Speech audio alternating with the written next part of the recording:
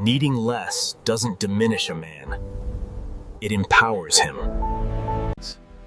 In a world that mistakes accumulation for strength, the man who needs little cannot be easily controlled. Most people see simplicity as surrender, a quiet admission of defeat. They've been taught that power lives in possession, that freedom expands with every new acquisition. But the opposite is true. A man surrounded by necessities is a man surrounded by vulnerabilities. The more he requires to feel secure, the more he has to defend, maintain, and fear losing. And when loss becomes unbearable, choice evaporates. Saying no becomes a luxury he can't afford. With fewer desires to exploit, fewer dependencies to manipulate, his position remains his own. He bends less because there's less to bend him with. Most men aren't controlled by chains or commands. That's not how modern power operates. The real control is far more elegant. It hides inside routines, responsibilities, and unspoken expectations that feel completely natural. His dependence doesn't look like poverty. It's disguised as comfort. It lives beneath the surface of his mortgage, his reputation, his carefully maintained image. He needs steady income to sustain his lifestyle. He needs validation to keep relationships intact. He needs security to silence the creeping anxiety that everything could fall apart. None of this registers as coercion because it doesn't feel imposed. It feels earned, chosen, rational. From the outside, he seems free. No one is threatening him. No authority is barking orders. But from the inside, every decision feels like walking a tightrope. One wrong move, one disruption, and the entire structure collapses. He tells himself this pressure is maturity. He calls it ambition, discipline, responsibility. Words. They're moving, working, achieving, but never actually advancing. Thoreau called it quiet desperation, and he understood its source.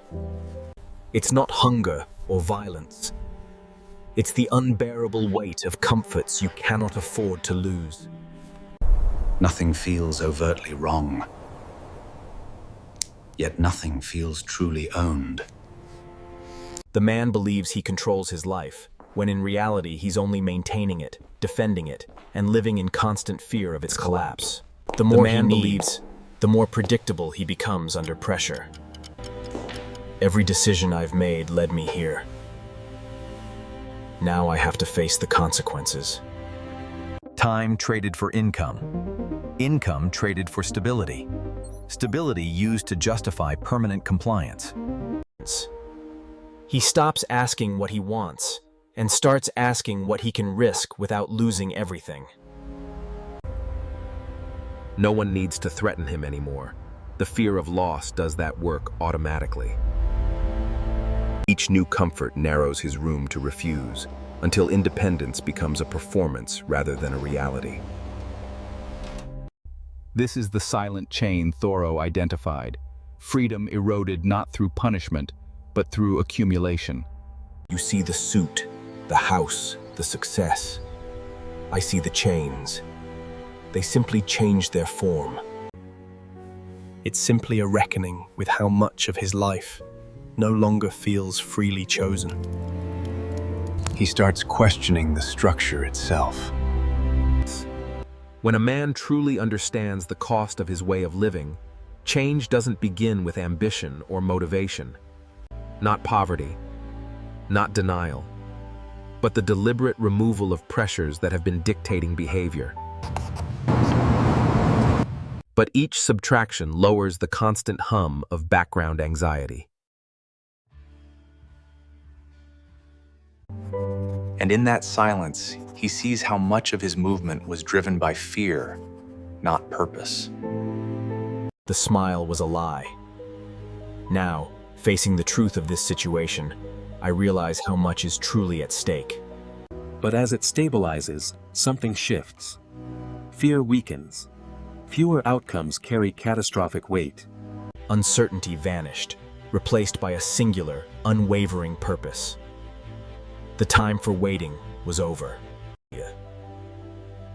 With fewer pressures competing for attention, decisions lose their emotional charge.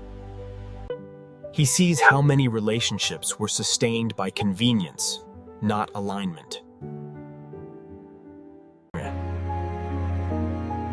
Routines that masked themselves as productivity when they were really avoidance. The cost of choosing incorrectly drops because fewer choices threaten the foundation. Confidence isn't just a mindset, it's a movement. And we're moving fast. No. Saying no becomes simple because it no longer triggers cascading losses.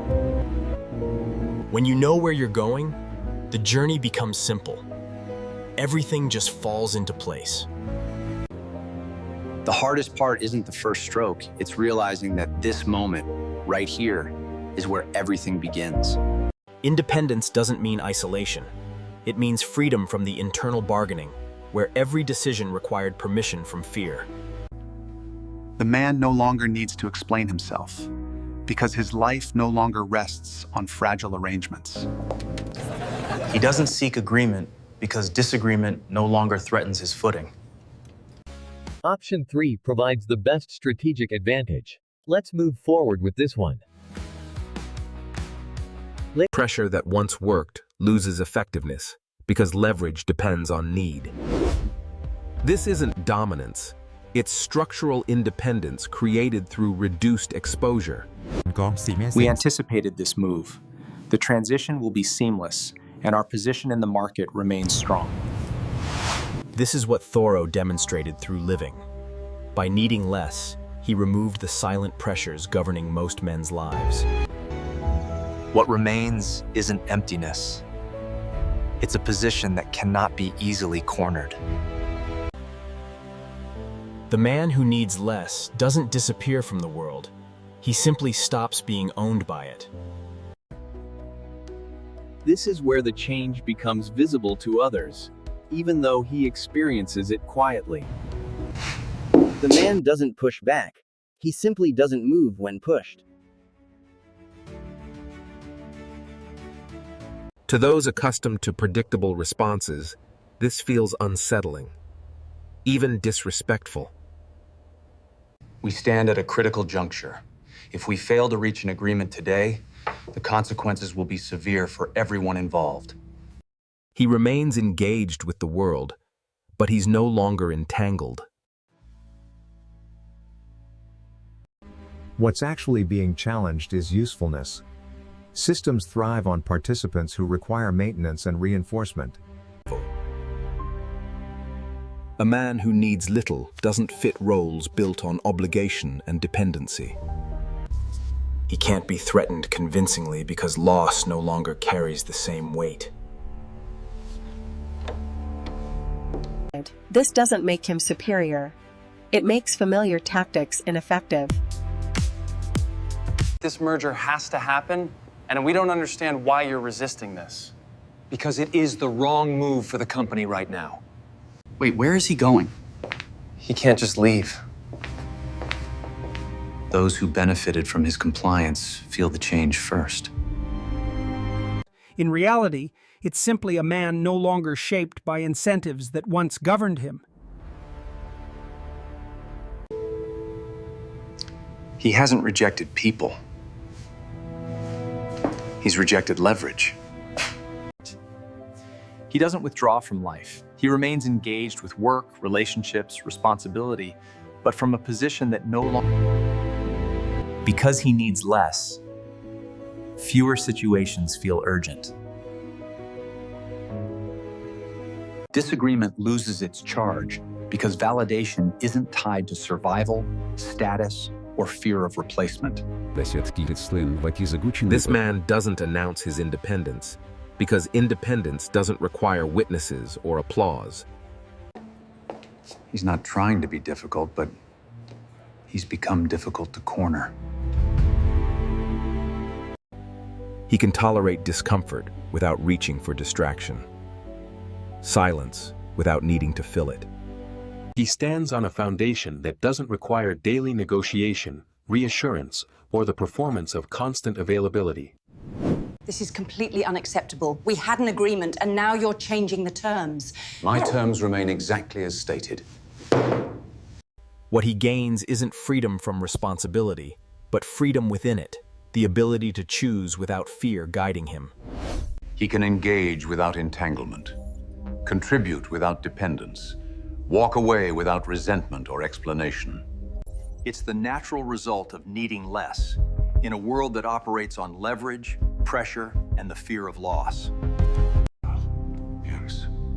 A man can feel confident, inspired, self-aware, yet still be deeply controlled by obligations. This is why needing less changes everything without changing how it looks. It doesn't announce itself as success, because success is measured by accumulation, not independence. The man who needs less isn't free because he resists pressure. He's free because pressure no longer finds a place to land. This is what Thoreau understood when he stripped life down to essentials, not to suffer less, but to be owned less. Most men never notice this trade because it happens gradually, wrapped in comfort, praise, and reasonable expectations. By the time pressure becomes visible, dependence is complete. Options feel dangerously limited. In a world that operates on leverage, pressure, and the fear of loss, freedom comes from needing less. Let them run! Chaos is just opportunity in disguise. Freedom isn't found in escape, but in the clarity that comes from needing less. They underestimate you. Good. Because confidence isn't enough, but you need conviction to win this. The board meeting starts in 5 minutes. What others see as loss, he sees as liberation.